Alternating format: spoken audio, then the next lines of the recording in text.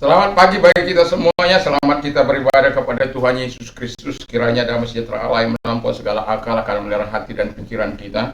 Saya juga ingin menyapa kita yang ada di luar sana. Salam Indonesia, salam Nusantara dari Sabang sampai Merauke, dari Miangas sampai Pulau Rote. Mantaplah iman kita, mantaplah kasih kita, mantaplah pengharapan kita. Tentunya dalam Yesus Kristus yang menjadi Tuhan dan Juru Selamat kita dan Juru Selamat dunia. Jangan katakan bahwa Yesus bukan Tuhan, dan jangan katakan pula Yesus itu bukan Juru Selamat. Walau di luar sana ada banyak orang yang mengatakan bahwa Yesus itu bukan Tuhan, Yesus itu bukan Juru Selamat, bahkan ada bilang Yesus itu nabi palsu.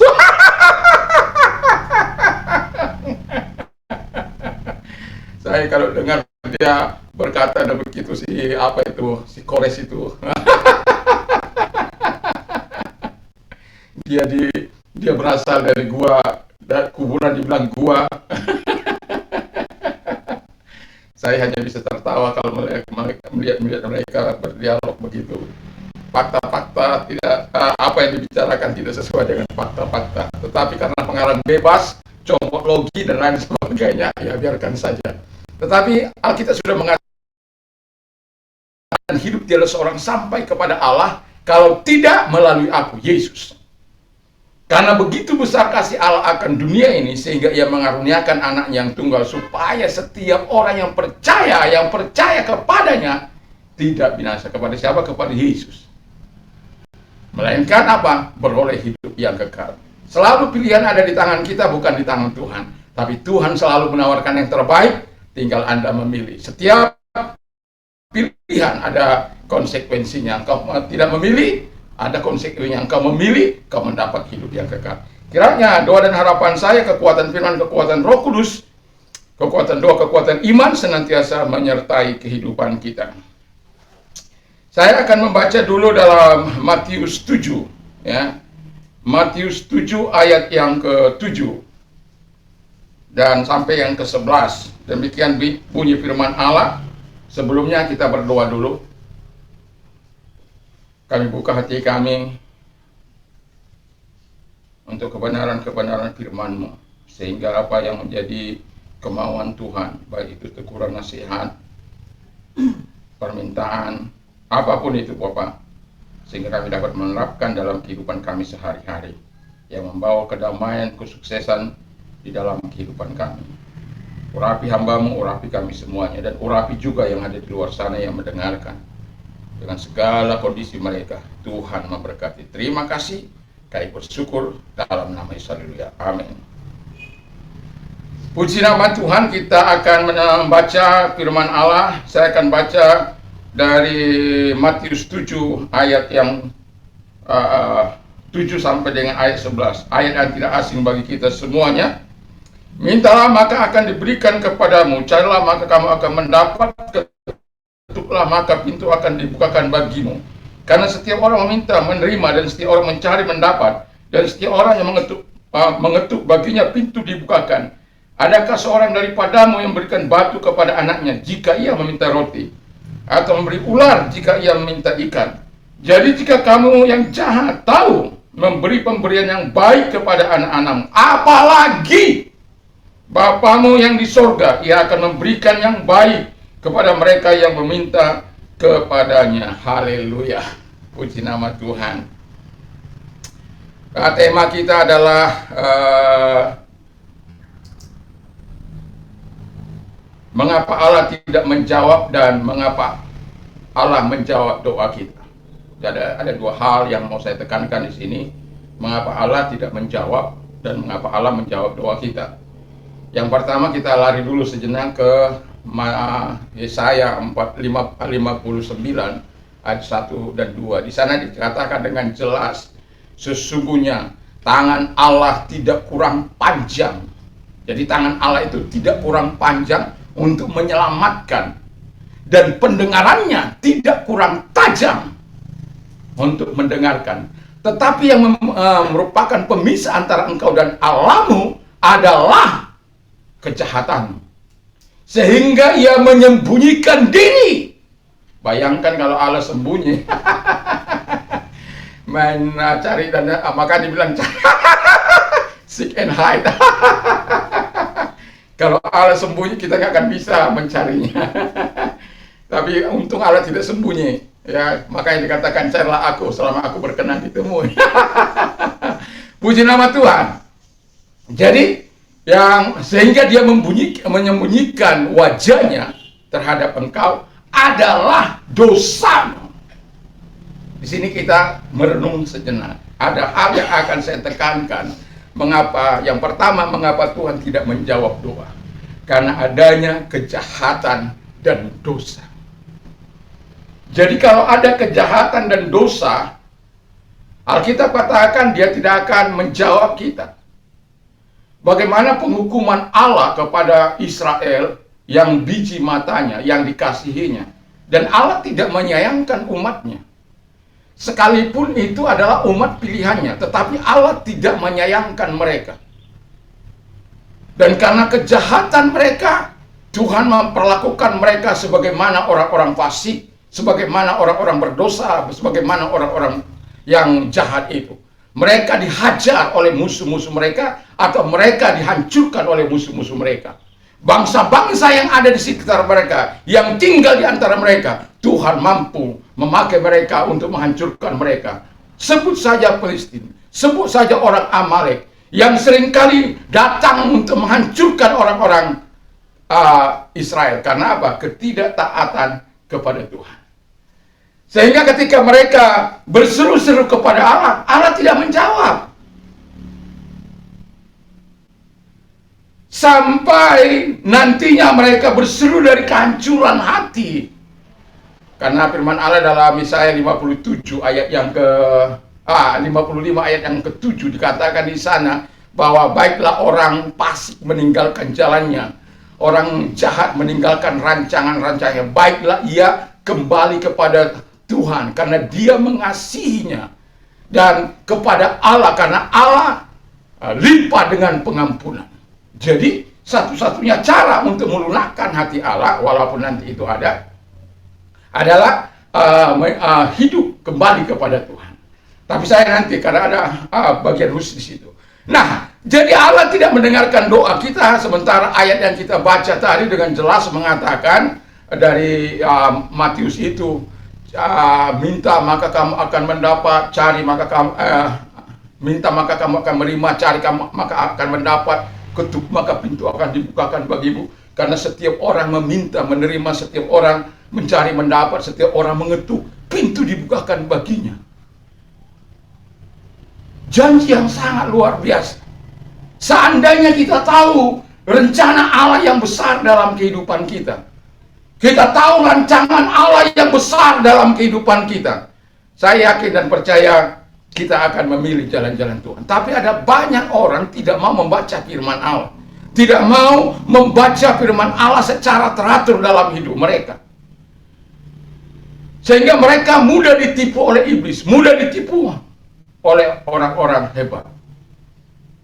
Dan saat ini saya mau katakan ada banyak orang-orang hebat dalam teologi yang menyimpangkan iman orang-orang percaya. Mereka mengajar terhadap nilai-nilai, bukan lagi nilai-nilai kebenaran. Satu contoh, sekali selamat tetap selamat, walaupun kau merampok, walaupun kau mencuri, walaupun engkau melakukan apa yang jahat, tetapi engkau sudah percaya kepada Yesus, maka engkau selamat. Sekali selamat, tetap selamat. Tunggu dulu. Robek ini Alkitab ini. Kalau sekali selamat, tetap selamat. Memang Alkitab katakan, kalau kita percaya, kita akan diselamatkan. Itu sudah jelas. Tetapi kita tidak pasif di situ, tidak stagnan di situ. Karena ada goalnya Tuhan, yaitu serupa dengan Dia. Alkitab mengatakan, hendaklah engkau serupa dengan Dia. Hendaklah engkau kudus, hendaklah engkau sempurna, sama seperti Bapamu adalah sempurna. Lalu enak aja. Percaya, sudah percaya, lalu melakukan perampokan, pencurian, lalu didorong mati. Percaya, dia karena sudah percaya, dia selamat. Tunggu. Jangan Anda dibohongi. Baca itu. Di dalam Galatia 5 ayat 19 sampai 21. Di ayat 21-nya dengan jelas dikatakan, perbuatan daging. Apa itu perbuatan daging? Kecemaran, percabulan, penyembahan berhala, iri, dengki, benci. Salah satu saja kata firman Allah yang kita lakukan, satu saja, kita tidak mendapat bagian dalam kerajaan Allah. Jadi kalau kita tidak mendapat bagian dalam kerajaan Allah, bisa selamat? Kita sudah mencuri, kita sudah merampok, kita sudah merugikan orang lain, lalu kita selamat gitu? Oh, enak sekali. Iman abal-abal itu. Iman orang percaya yang sungguh adalah iman yang betul-betul berdasarkan firman Allah, bukan hanya mengenakkan telinga kita. Mata Tuhan ada di segala tempat untuk melihat orang berbuat baik atau berbuat jahat. Hapus itu ayat. Jadi kalau mata Tuhan ada di segala tempat untuk mengawasi orang-orang berbuat baik atau berbuat jahat, supaya apa? Nggak ada tipu di antara kita, nggak ada dusta di antara kita, di antara Tuhan dan Allah. Nah, manusia kan sering begitu. Sesama teman kadang-kala saling menyakiti, tidak menghargai pelayanan satu dengan yang lain. Hamba-hamba Tuhan tidak menghargai rekan-rekannya. Saya sedih kalau melihat orang-orang seperti itu. Kelihatan seperti malaikat, tapi hati seperti penjahat. Melayani dengan sungguh-sungguh, tapi tidak memperdulikan pelayanan teman-teman. Berkata soal kesatuan, tapi kesatuan hanya untuk demi kepentingan pribadinya, bukan untuk kepentingan Tuhan, bukan untuk kepentingan kerajaan sorga. Orang-orang seperti itu harus bertobat, supaya jangan mengotori persekutuan yang indah. Karena yang kedua kata firman Allah, mengapa Allah tidak menjawab? Karena ada niat jahat, motivasi yang tidak baik. Mau berkumpul bersama, siapa orang, saya agak lupa kata-katanya, tetapi saya mau coba mengatakannya. Hari ini di mana kita makan? Siapa yang kita makan? Hari ini siapa yang kita makan? Hari ini siapa yang kita makan? Hari ini di mana kita makan, besok siapa yang kita makan? Ya kira-kira begitu. Ada orang-orang yang memang mencari kesempatan-kesempatan untuk melampiaskan niat-niat jahatnya, niat-niat buruknya, dan untuk merasa tidak berdosa menyakiti sesama teman rekan hamba Tuhan. Bahkan yang lebih parahnya lagi, di tempat saya tersedia rumput hijau. Di tempat kamu rumput kering. Makanya begini begitu. Ya, karena dia Tuhan yang menyediakan rumput basah. Itu kesombongan. Kau tabur, kau tuai. Jadi akhirnya doa kita nyangkut. Karena dosa dan kejahatan, karena niat busuk kita. Makanya itu harus kita buang. Harus tidak ada dalam pikiran kita, dalam hati kita, dalam rancangan kita, dalam niat kita. Dibuang itu. Supaya apa? Betul-betul kita merasakan bagaimana pertolongan Tuhan itu.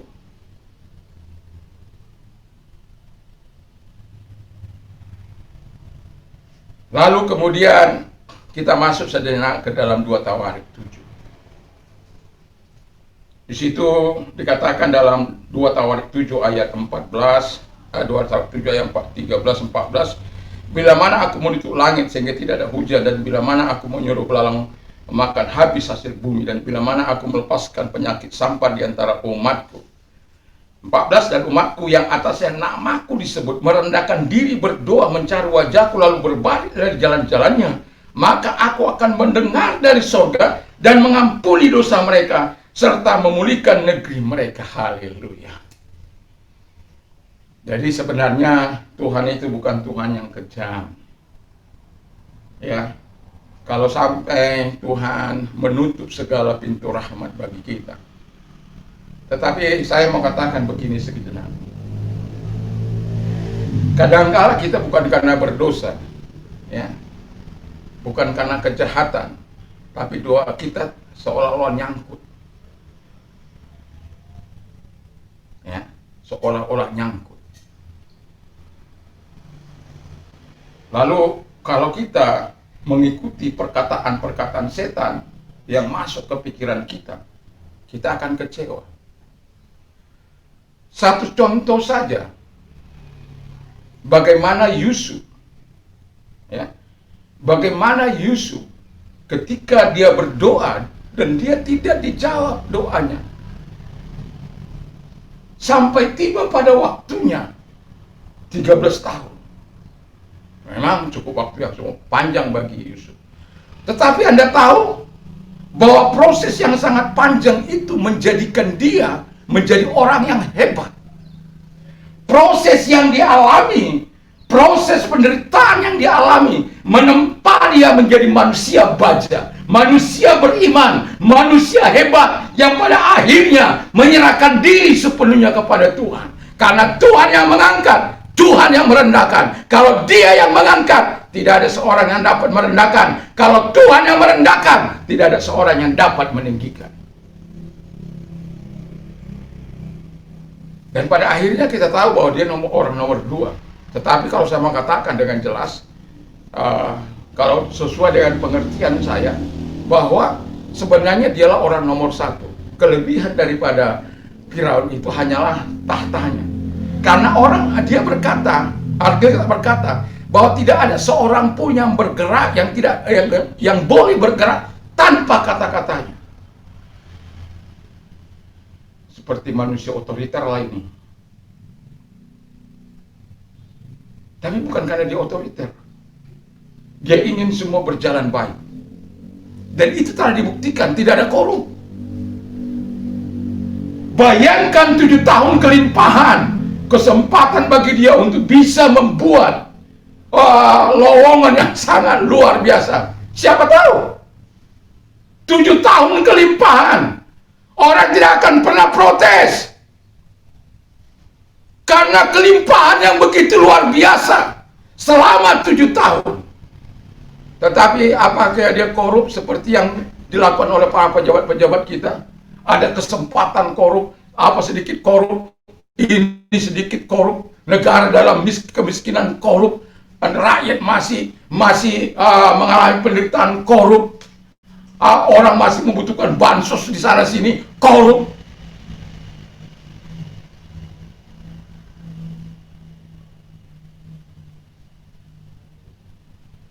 Banyak yang korup dari tingkat pemerintahan terendah sampai di pusat sana. Siapa yang tahu hati manusia? Tidak korup secara harta, korup secara kekuasaan. Menyalahgunakan kekuasaan. Mengintervensi setiap keputusan kekuasaan. Saya mengatakan kepada kita, Yusuf tidak demikian. Walaupun punya kesempatan yang sangat luar biasa. Satu-satunya orang Ibrani yang berada di Mesir, tetapi orang Mesir dapat menerima dia dengan segala kelapangan dada. Kalau saya mungkin bisa saja tergoda, saya kirim semua bahan makanan ke negeri orang tua saya. Apakah itu dilakukan oleh Yusuf? No. Itu sebabnya Allah sangat membela dia. Itu sebabnya Allah sangat mengasihi dia. Walaupun dia harus mengalami proses yang sangat panjang. Katakan saja, Ayub, bagaimana doanya tidak dijawab. Diminta kebaikan kepada Allah untuk anak-anaknya. Anak-anaknya justru mati. Diminta hartanya bertambah-tambah. Semua habis dalam seketika. Apa kata Ayub? Terpujilah Tuhan. Dengan telanjang aku datang. Dengan telanjang aku pulang. Artinya dia tidak terikat oleh hartanya yang banyak itu. Tidak terikat oleh situasi kondisi yang ada pada waktu itu. Belum lagi itu, belum cukup di situ. Dari atas kepala sampai telapak kaki mengalami borok-borok. Bahkan istrinya yang harus menopang mengatakan, mati saja engkau, hai Ayub, apa yang kau pertahankan dari Tuhanmu? Itu kalau istri di dalam dunia sekarang ini mungkin sudah di obok-obok dia. Harusnya menjadi penolong berubah menjadi perongrong. Allah tidak menjawab. 13 tahun kemudian Allah menjawab begitu luar biasa, melipat gandakan. Ada masa di mana mungkin saat Allah mengatakan, tunggu anakku, aku sedang memproses engkau. Aku sedang ingat ya, kalau Allah sedang memproses engkau, ini yang harus kamu ingat. Aku menyertai engkau dalam kesusahanmu. Baca itu dalam Mazmur 91 ayat yang ke-15. Coba salah seorang membacakannya. Mazmur 91 ayat ke-15.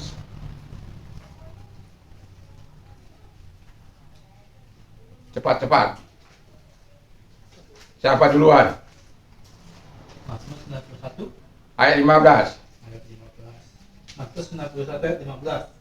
Bila ia berseru padaku, aku akan menjawab. Aku akan menyertai dia dalam kesesakan. Aku akan meluputkannya dan memuliakannya. Iya. Ingat, Allah pasti menjawab. Itu sudah garansi dari Tuhan. Sebagaimana dalam apa tadi sudah kita jawab.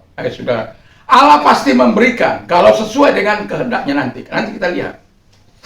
Lalu yang kedua, ketika Allah belum mau melangsungkan apa yang Anda butuhkan itu, Anda sedang diproses dalam pengujian iman, dalam dapur api itu, yang memurnikan imanmu, dia akan menguatkan engkau.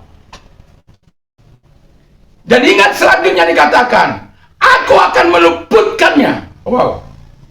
Bayangkan kalau engkau keluar dari api, pengujian, seperti Sadrak Mesak Abednego. Allah memuliakan dia melalui Nebukadnezar. Kalau siapa saja mengganggu Allah, menghina Allah, Sadrak Mesak Abednego, rumahnya, keluarganya, semuanya akan dihancurkan. Dan Alkitab mengatakan, aku pasti meluputkan. Dan selanjutnya apa? Aku akan memuliakan dia. Ayat ini meminta supaya kita sadar bahwa proses Allah itu memang kadang-kadang tidak bisa kita dikte.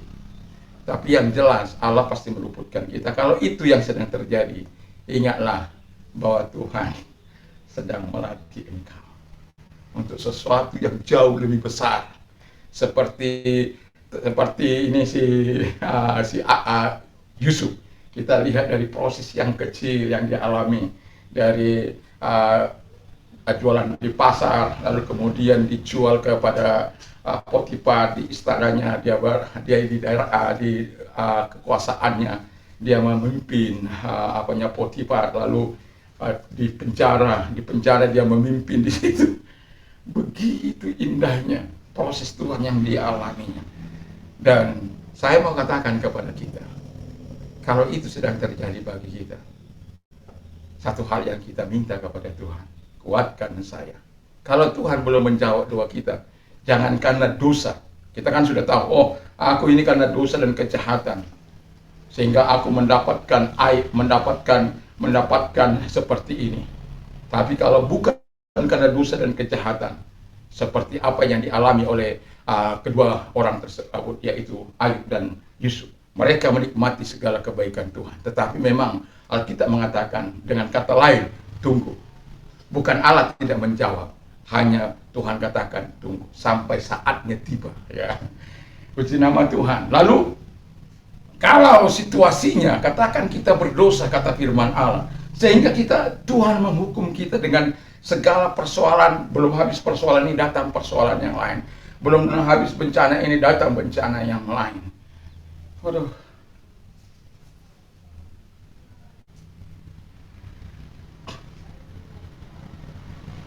Apa yang akan terjadi? Apa yang Tuhan mau kita lakukan? Alkitab katakan, saya mau baca dulu dari belakangnya. Jadi kalau orang merendahkan hati, berdoa mencari wajah Tuhan dan bertobat dari jalan-jalannya. Saya mau katakan ini di tempat ketiga, bertobat. Jadi orang-orang jahat itu harus bertobat. Kalau dia tidak bertobat, dia akan dipermalukan. Coba salah seorang membaca Yeremia 17 ayat 13. Akan dipermalukan meninggalkan orang-orang yang meninggalkan Tuhan itu. Yeremia 17 ayat 13. Yeremia 17 ayat 13. Dia menghadapkan Israel, Tuhan, semua orang yang meninggalkan engkau akan menjadi malu.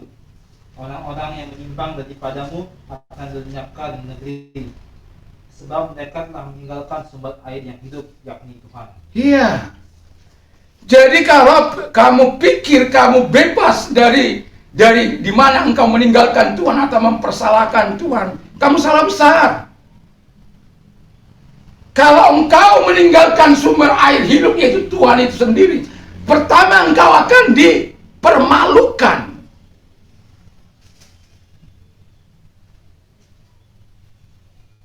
Kita tentu nggak siap dipermalukan.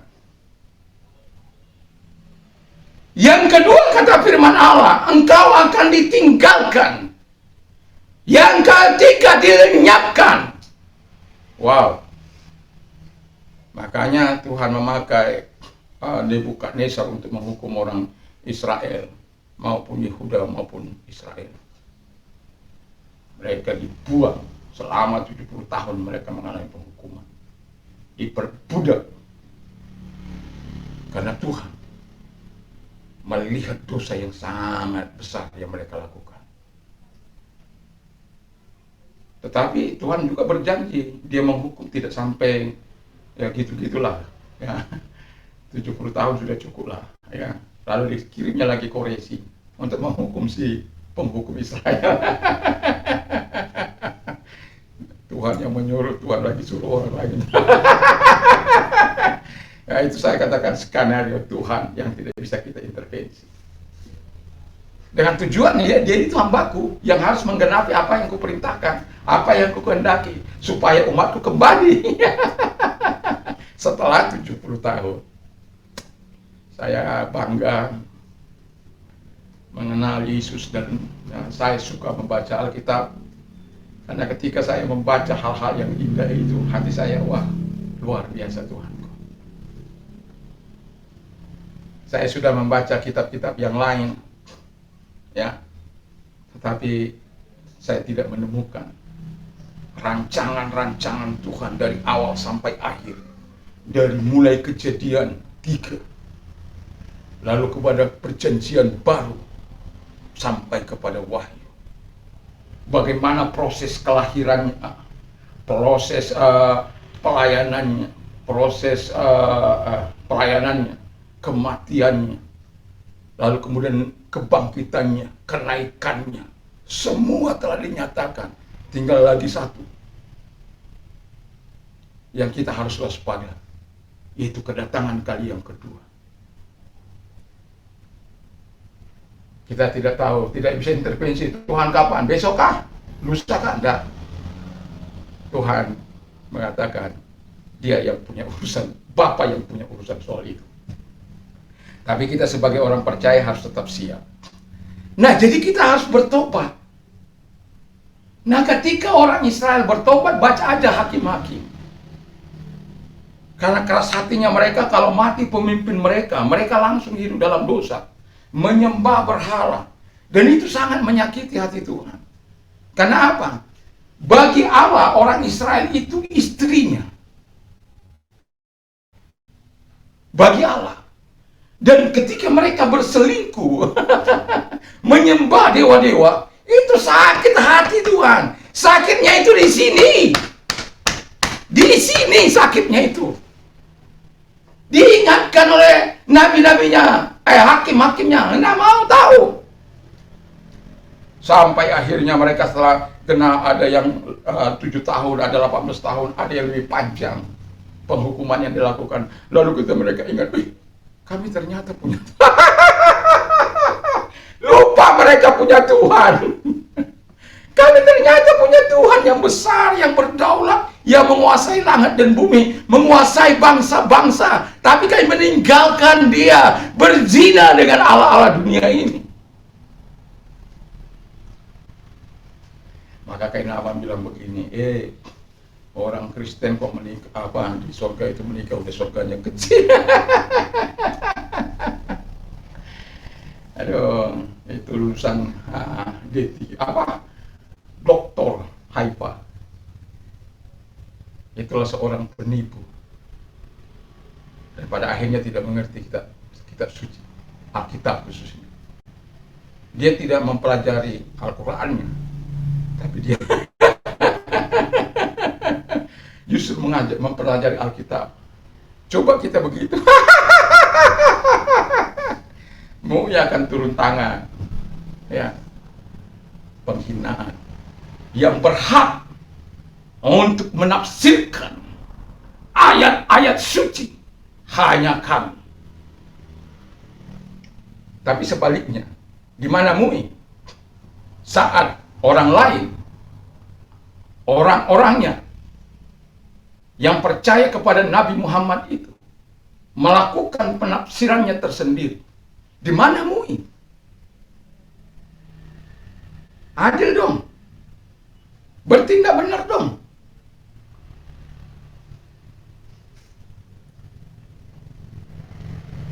Tapi kami hanya punya hak untuk menjawab, tidak punya hak untuk mengintervensi. Ya, jadi yang mau saya katakan di sini, mau jelas kita harus berbalik kepada Allah. Ya, supaya doa kita, supaya terjadi apa yang dikatakan. Kalau manusia yang jahat saja tahu memberikan pemberian yang baik kepada anak-anaknya, apalagi Bapa yang di surga, yang punya Roh Kudus, yang punya dunia ini, Dia akan mampu memberikan yang terbaik bagi kita. Yang terbaik, kata good things. Bahkan katanya firman-Nya, Roh Kudusnya, yang memampukan kita untuk terus berjalan dalam terang dan kebenaran firman Allah, diberikannya kepada kita. Haleluya. Jadi kalau kamu meminta, boleh menerima, minta. Itu perintah loh. Bukan saya yang nyuruh. Yesus yang menyuruh. Kamu belum lengkap sukacitamu karena kamu belum meminta. Kalau kamu belum lengkap sukacitamu, minta. Bukan saya yang nyuruh, Tuhan yang nyuruh, firman Allah yang menyuruh. Jadi yang penting, yang pertama yang saya harus tekankan, kita harus berbalik dari jalan-jalan Tuhan. Lalu kemudian dikatakan merendahkan diri.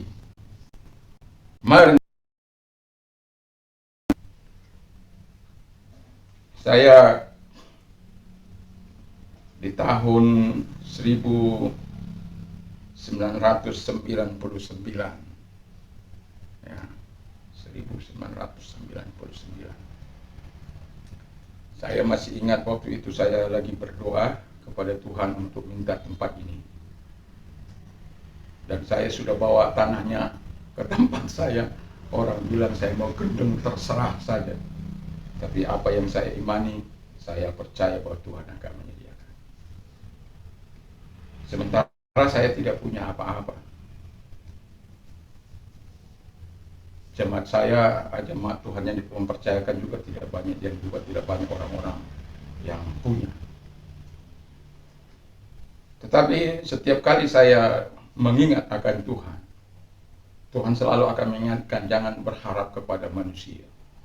Karena firman Allah katakan terkutuklah orang yang berharap kepada manusia, yang menaruh percaya kepada kekuatan manusia, yang hatinya menjauh dari Tuhan. Dia akan seperti semak bulus, jadi nggak ada fungsinya dia. Dan itu sebabnya saya tidak mau.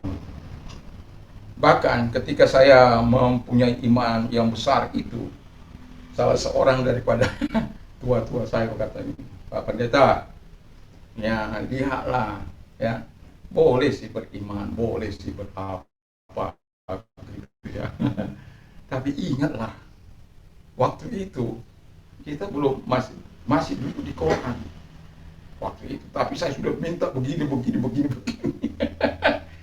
Jadi mereka merasa ini sampai sudah saya bilang ada meninggalkan saya karena sudah dianggap begini, udah seno. Terus saya bilang begini kepada dia setelah saya habis khotbah, saya nggak akan pernah lupakan itu. Lalu seseorang itu, orang tua itu, dialah yang paling tua. Bukan dia, nomor 2 paling tua. Lalu saya berkata kepada dia sudah mengatakan apanya untuk melihat keberadaan kemampuan jemaat. Tapi saya bilang, bukan, saya tidak percaya pada kemampuan jemaat. Karena saya tahu ayat itu dalam Yeremia 17 itu. Ayat 5 itu. Jadi makanya saya bilang, kalau saya melihat kepada kemampuan manusia, maka saya tidak akan pernah melihat kemampuan Allah saya. Nah, tahun 99 itu adalah tahun di mana saya meminta tempat ini. Saya hanya katakan dalam 1 tahun. Makanya orang katakan, memangnya kau Tuhan yang ngatur Tuhan. Memangnya terlalu hebat kau. Tapi saya tahu bahwa Tuhan adalah Tuhan yang menjawab doa. Ini ayat saya pakai, merendahkan diri di hadapan Tuhan. Puasa 3 hari 3 malam setiap awal bulan. Belum hari-hari biasa. Datang merendahkan diri di hadapan Tuhan. 1 bulan, 2 bulan, 3 bulan, 6 bulan saya diberkati melalui doa anak saya. Mobil.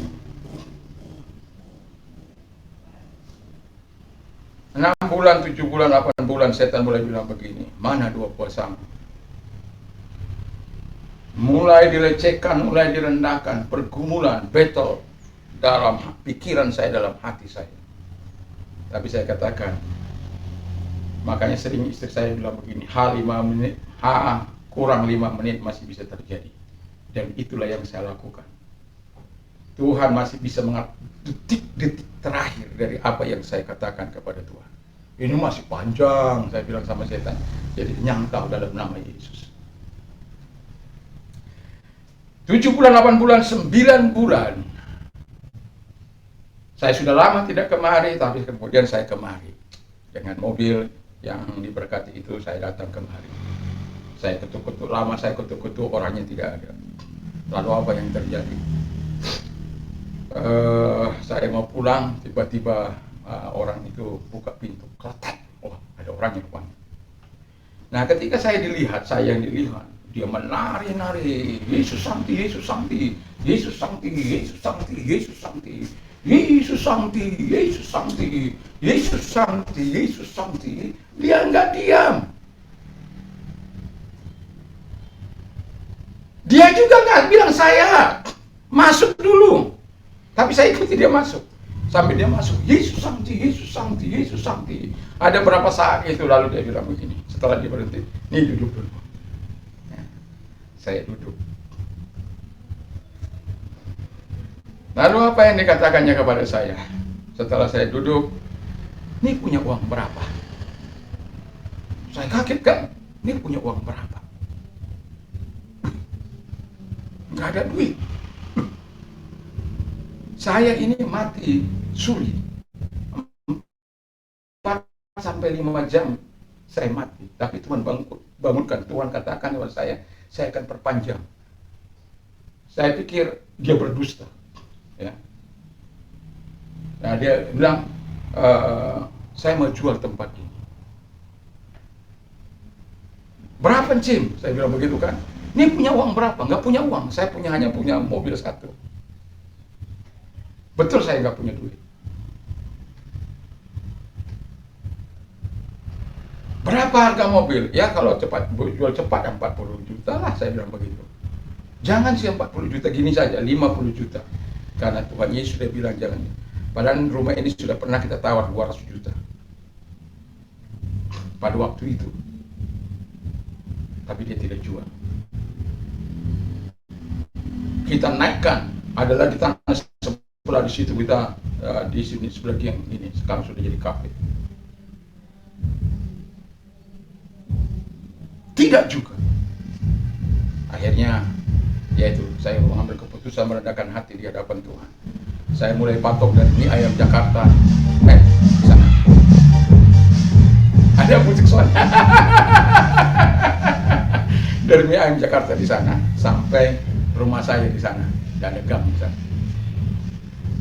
Terus saya bilang dalam 1 tahun ini saya akan bayar hanya dengan doa dan berpuasa. Setiap akhir bulan atau awal bulan di mana saya mulai, ya di situ saya mulai. Jadi kadang-kala bisa berjalan kalau lihat waktu di sudah akan Jadi tidak terpatok pada akhir dan awal. Tetapi yang jelas setiap bulan itu 3 hari 3 malam. Tapi sering dia akhir. Ya. Nah kemudian setelah itu saya katakan, ya itulah Jim, cuma 40 juta kalau mobil itu laku dijual. Itu jual cepat, saya bilang. Ternyata juga nggak jual cepat itu.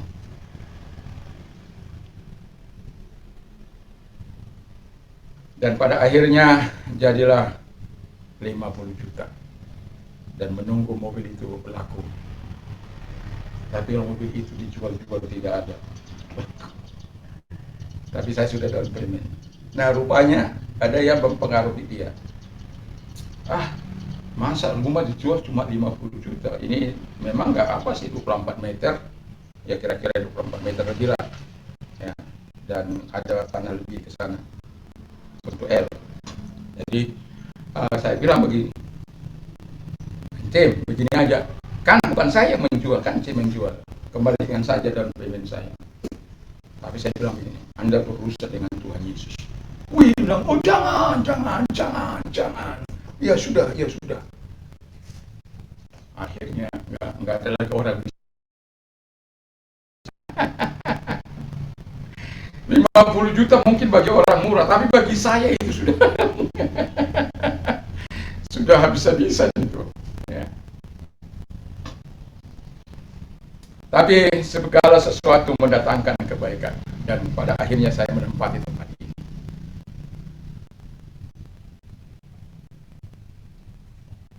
Rendahkan diri di hadapan Tuhan. Lalu yang terakhir, berdoa. Tolong baca salah seorang dalam Yesaya 55 ayat yang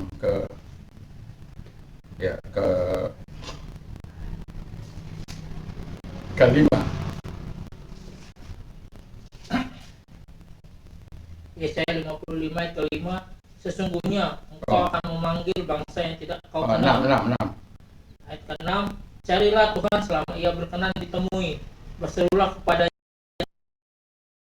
Tuhan selama ia berkenan ditemui, berserulah kepada selama dia dekat. Jadi itulah sebabnya walaupun kita doa, judul doa ini mengapa Allah tidak menjawab dan mengapa Allah menjawab doa kita. Jadi berdoa itu menjadi bagian kita untuk mencari wajah Tuhan. Kalau sudah Tuhan menjawab doa kita, jangan lupa bersyukur.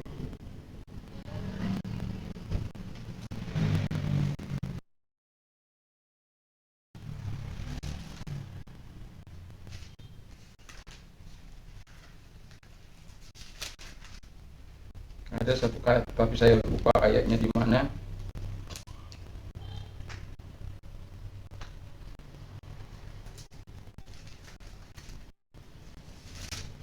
Itu tentang seorang raja yang bernama Hizkia. Ya. Dia tidak tahu berterima kasih setelah Tuhan menolong dia dari kematian. Ya. Ya nanti dibacalah kalau nggak 2 raja-raja. 2 Tawarik 30 di situ, ya. Saya tidak sempat untuk mengatakan, tapi ada satu kata di sana dikatakan Yosua tidak tahu berterima kasih, dan Allah sangat murka pada waktu itu. Betul-betul Allah mau menghabisi kembali, tapi sadarlah, kemudian sadar si Hizkia, dia telah menyakiti Tuhan, dan untungnya Tuhan itu berbalik kepada dia. Memang Allah itu sangat luar biasa.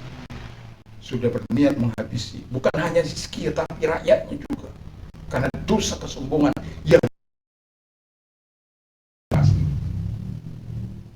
Saya hanya teringat itu karena apa? Jadi Hizkia itu tidak tahu berterima kasih. Tapi Tuhan katakan, karena dia berbalik kepada Tuhan, aku tidak akan mendatangkan hukuman ini di masa engkau hidup, tapi kepada generasi. Yang enaknya itu Hizkia bilang, ya terjadilah sesuai dengan apa yang kamu katakan. Bukan dia bilang, Tuhan ampunilah saya, kan saya yang berbuat. Bukan. Enak dia ke generasinya melakukan apa yang begitu luar biasa ya. Dan akhirnya kita lihat bagaimana si Manase menggantikan dia menjadi raja yang jahat. Sudahlah. Saya tidak akan panjang lebarkan firman Allah. Saya berharap kita berdoa, ingat bahwa Tuhan pasti menjawab doa kita karena janji Tuhan yang begitu limpah. Tetapi jangan pernah berdoa untuk memuaskan hawa nafsu. Jangan pernah berdoa untuk melampiaskan dendam. Jangan pernah berdoa untuk menyakiti, ya. Tapi berdoalah untuk kesejahteraan bangsa, kesejahteraan masyarakat, kesejahteraan kota, kesejahteraan bangsa dan negara ini. Itu penting kita lakukan. Karena apa? Dengan jalan merendahkan diri, karena kesejahteraan kota adalah kesejahteraan kita. Kebaikan kota adalah kebaikan kita. Kebaikan kota adalah kebaikan kita juga. Jadi kalau kota ini baik, kita juga akan mendapat manfaat dari kebaikan kota. Apa yang kita kerjakan, apa yang kita usahakan akan diberkati oleh Tuhan. Puji nama Tuhan. Dan kita sudah tentu dapat menarik kesimpulan mengapa Tuhan tidak menjawab doa, karena ada dosa dan kejahatan yang kita lakukan, ya, niat yang tidak baik. Lalu kemudian kalaupun belum dijawab oleh Tuhan, bukan karena Tuhan tidak menjawab, tapi karena Allah sedang melatih, memproses kita. Lalu kemudian ya artinya kita disuruh menunggu. Lalu yang kemudian jelas dikatakan Alkitab harus berbalik dari jalan-jalan kita yang jahat, merendahkan diri dan terus berdoa. Dan supaya saya yakin dan percaya kita tidak akan pernah bisa sekali berdoa. Seperti saya pagi harus berdoa, saat mau istirahat berdoa, di mana saja saya, di mobil saya harus berdoa. Di mana saja kesempatan-kesempatan yang harus kita gunakan untuk berdoa. Bukan karena saya merasa hebat, bukan. Karena saya merasa saya butuh Tuhan. Saya butuh Tuhan mengintervensi kehidupan ini. Saya butuh Tuhan menolong saya. Dan saya butuh Tuhan terus menjaga dan memelihara saya sepanjang umur hidup saya dan keluarga. Dan itu sebabnya jangan pernah lupakan, ajak keluarga untuk terus berseru kepada Tuhan bersama-sama, baca firman Allah, memuji Tuhan bersama, dan menyembah Allah bersama. Itu dalam rangka, di dalam doa ibadah kita keluarga, ada pasti doa-doa yang kita naikkan kepada Tuhan. Ada mungkin banyak doa-doa yang kita naikkan yang belum dijawab oleh Tuhan. Ingatlah, kalau doa kita belum dijawab oleh Tuhan, apakah karena ada dosa dan pelanggaran, atau karena kejahatan, atau niat jahat? Kalau itu ada, kita katakan berbalik. Tapi kalau kita tidak melakukan kejahatan, tapi Tuhan belum menjawab, atau sedang Tuhan berkata, engkau harus menantikan, karena aku sedang memproses engkau. Lalu kemudian kalau itu, tetaplah setia dalam Tuhan. Dan kalau kita belum dijawab, datang merendahkan hati di hadapan Allah, berseru lebih kencang, berdoa sampai kita bertelut di hadapan Tuhan, dan engkau akan melihat kebaikan dan kemurahan Tuhan. Dan setelah itu jangan lupa bersyukur kepada Tuhan, karena dengan bersyukur kita akan terus menikmati dari satu kebaikan kepada kebaikan yang lain. Jangan seperti Hizkia, walaupun dia sempat doanya menganulir keputusan Tuhan untuk mengambil nyawanya, tapi karena itu dia menjadi sombong, menjadi angkuh, dan Tuhan menghukum dia. Tetapi tidak di masa dia, tetapi di masa anaknya. Kita tahu bagaimana anaknya menggantikan dia. Manusia paling bejat, manusia paling jahat, manusia yang aduh. Tapi saya salut juga dengan dia. Kenapa? Ketika dia dibuang, ditawan, dia ingat, dia bertobat seperti bapaknya itu. Seperti bapaknya. Lalu dia bertobat dan dia dikembalikan kepada posisi raja. Hebat Tuhan itu. Jadi Tuhan tidak pernah abai untuk menjawab setiap doa-doa orang percaya. Mari kita tunduk kepala dan kita berdoa. Terima kasih Tuhan, kiranya kekuatan Tuhan, kekuatan firman, kekuatan Roh Kudus, kekuatan iman, kekuatan doa senantiasa dalam setiap bersyukur. Biarkan kami bisa mengerti. Kalau kami belum dijawab, kami dapat menganalisa mengapa Tuhan belum menjawab doa kami. Ataukah karena kejahatan, dosa, atau karena niat-niat atau motivasi yang tidak baik, ataukah Tuhan sedang mengatakan tunggu, tak ada perbedaan. Tetapi ketika kami sadar, kami ternyata kami sudah melakukan ini, maka firman Allah katakan bertobat kembali, karena Tuhan limpah dengan pengampunan, limpah dengan belas kasihan, dan datang merendahkan hati. Dan Alkitab katakan kalau engkau datang merendahkan hati, Dia akan menjawab, mendengar doamu, dan memulihkan negerimu, memulihkan keadaanmu. Doa dan harapan saya, kita semua menikmati segala yang baik dari Tuhan. Terima kasih Bapa di surga, kami bersyukur, kami berterima kasih, dan kami juga berdoa kepada mereka-mereka yang sakit, apapun sakit penyakitmu saat ini. Kalau engkau telah mendengarkan firman Allah, dan di ujung ini kami mau berdoa bagi engkau yang sakit, apapun sakitmu, engkau sedang berada di rumah sakit, di rumah, atau di manapun engkau sedang berada. Saya mau katakan, Yesus mampu hadir kepada engkau. Mata Tuhan ada di segala tempat untuk melihat engkau. Dia melihat iman yang sedang ada dalam hatimu. Dia melihat kepercayaan yang sedang ada dalam hatimu. Mari, kalau engkau orangnya, taruh tanganmu di tempat yang sakit, satu mengarah kepada Tuhan, dan kita akan berdoa. Bapa di surga, kami hanya melakukan bagian kami, selanjutnya Tuhan lakukan bagianmu.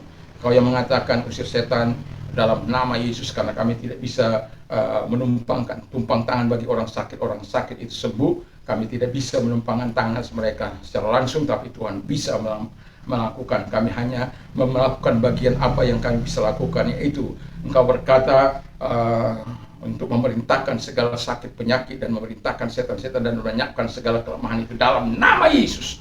Segala sakit penyakit yang mereka derita, yang membuat mereka terbaring lama di rumah sakit ataupun di rumah-rumah mereka, atau mungkin dokter sudah memvonis mereka tidak akan bisa sembuh. Tetapi saya mau katakan dalam nama Tuhan Yesus, Allah ahli dalam membuat mujizat, Allah ahli dalam melakukan segala perkara-perkara yang besar, dan mujizatnya itu nyata sampai hari ini. Di dalam nama Yesus Kristus, kepada orang-orang yang telah diponis mungkin mengalami yang tidak bisa sembuh, kami perintahkan dalam nama Yesus, apapun sakit penyakit mereka saat ini, dalam nama Yesus aku perintahkan keluar, dan oleh bilur-bilurmu mereka menjadi sembuh. Di dalam nama Yesus, dan oleh kuasamu, oleh jamahan mujizatmu terjadi dalam hidup mereka.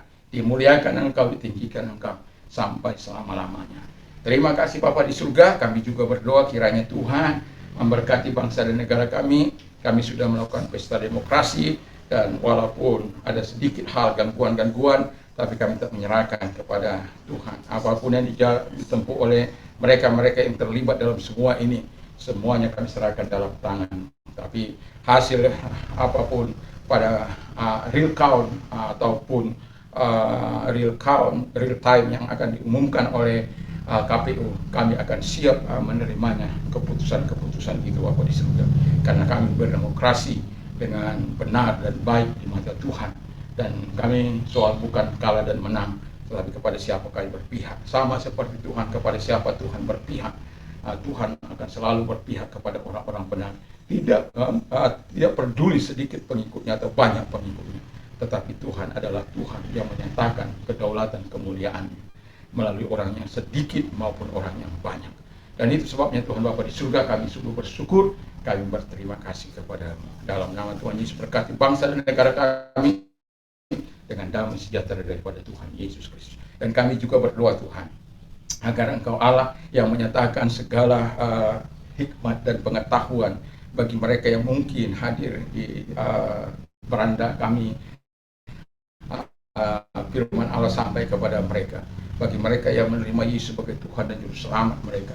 Dan kalau engkau orangnya, engkau mendengarkannya, mari kita berdoa dalam nama Tuhan Yesus Kristus. Dan engkau dimanapun engkau berada, Tuhan mampu mendatangi engkau. Dan saya mau katakan, ikuti doa saya, dan kita akan berdoa.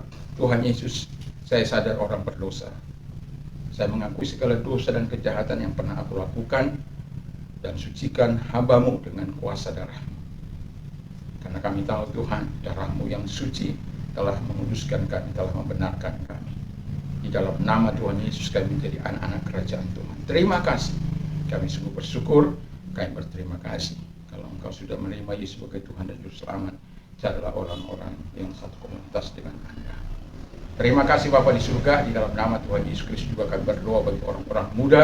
Kami doakan supaya Tuhan menolong, memberkati, dan menjadikan mereka orang-orang hebat, menjadi wakil-wakilnya Tuhan, orang-orang percaya, menjadi orang-orang yang memiliki nilai-nilai kerajaan Allah, orang-orang yang punya dasar-dasar iman yang teguh dan kuat di dalam Tuhan.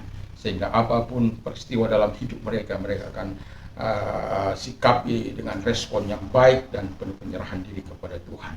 Terima kasih Bapa di surga, bangsa dan negara kami dari Sabang sampai Merauke, dari Miangas sampai Pulau Rote tetap dalam keadaan damai. Dan kami juga berdoa kiranya hasil pemilu yang akan datang, hasil pemilu atau pileg yang masih dalam penghitungan, kami doakan supaya semuanya berjalan dengan baik. Terima kasih, kami sungguh bersyukur, dan kami tetap berharap ada anak-anak-Mu yang duduk baik di parlemen daerah, kota, ataupun provinsi maupun pusat, ataupun Tuhan di mana mereka melakukan hal-hal yang baik. Terima kasih, kami bersyukur, kami berterima kasih. Dan kami yakin dan percaya kekuatan Tuhan akan terus menyertai kami sepanjang hari-hari kehidupan kami sampai kami bertemu muka dengan Engkau. Dalam nama Yesus, bagi mereka yang mengalami, terima kasih Tuhan. Kami bersyukur, kami berterima kasih kepada di dalam nama Tuhan Yesus Kristus, dan segala pekerjaan sejati hancurkan semuanya. Terpujilah Engkau, kami tetap yakin dan kami tetap percaya bersama dengan Engkau kami melakukan perkara-perkara yang besar. Dalam nama Tuhan Yesus Kristus, terpujilah Engkau. Sekarang pulanglah dengan membawa damai sejahtera daripada Tuhan Yesus Kristus, kecintaan Bapa dalam surga, persekutuan kuat kuasa Roh Kudus menyertai mulai saat ini sampai maranatha dalam nama Yesus. Amin. Tuhan Yesus memberkati.